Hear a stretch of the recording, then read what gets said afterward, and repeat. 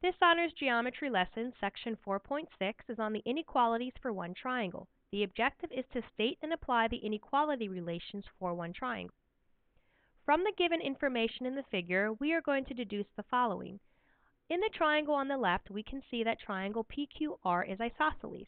And we know that in an isosceles triangle, the two legs that are congruent also have opposite angles that are congruent. So we can deduce that angle P is going to be congruent to angle Q.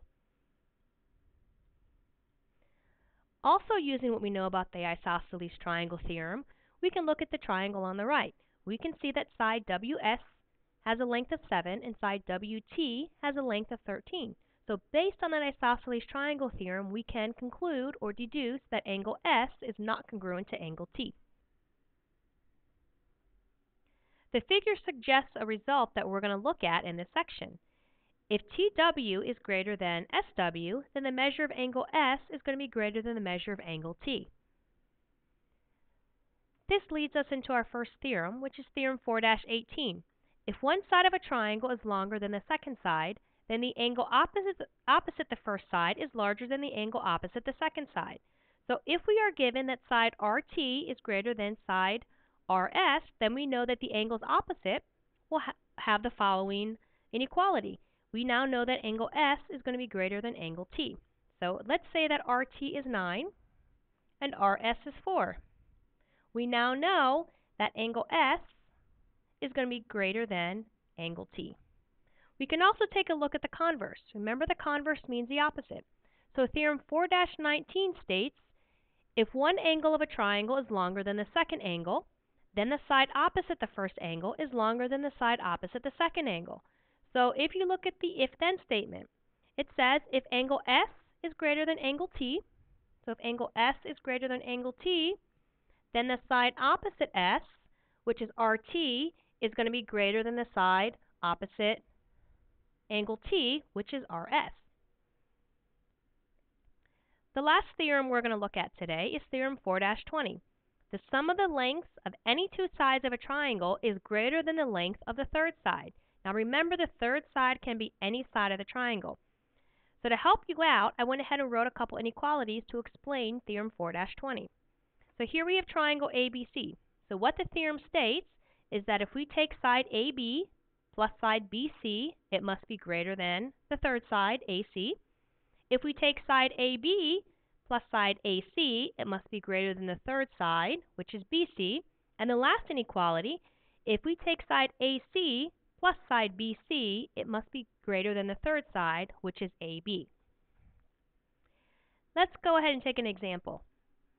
Look at this example. So the lengths of two sides of a triangle are 3 and 5. The length of the third side must be greater than what number, but less than what other number?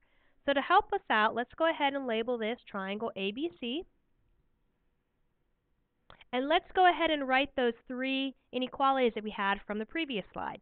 So if we take side AB plus side BC, we want it to be greater than the third side, which is AC.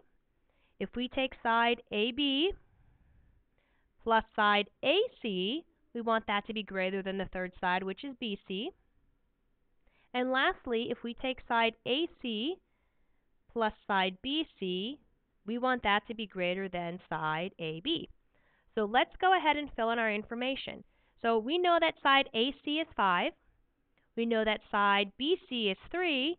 Since we do not know the length of AB, let's go ahead and label that X. So let's go ahead and fill in each inequality. So AB is X plus BC, which is 3, must be greater than 5. So if we solve this inequality by subtracting 3 on both sides, we know that X must be greater than 2.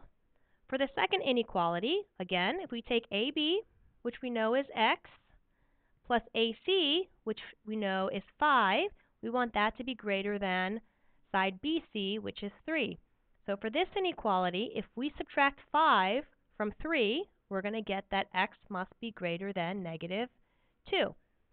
For the last inequality, we're going to take AC, which is 5, plus BC, which is 3, and that must be greater than AB, which is X.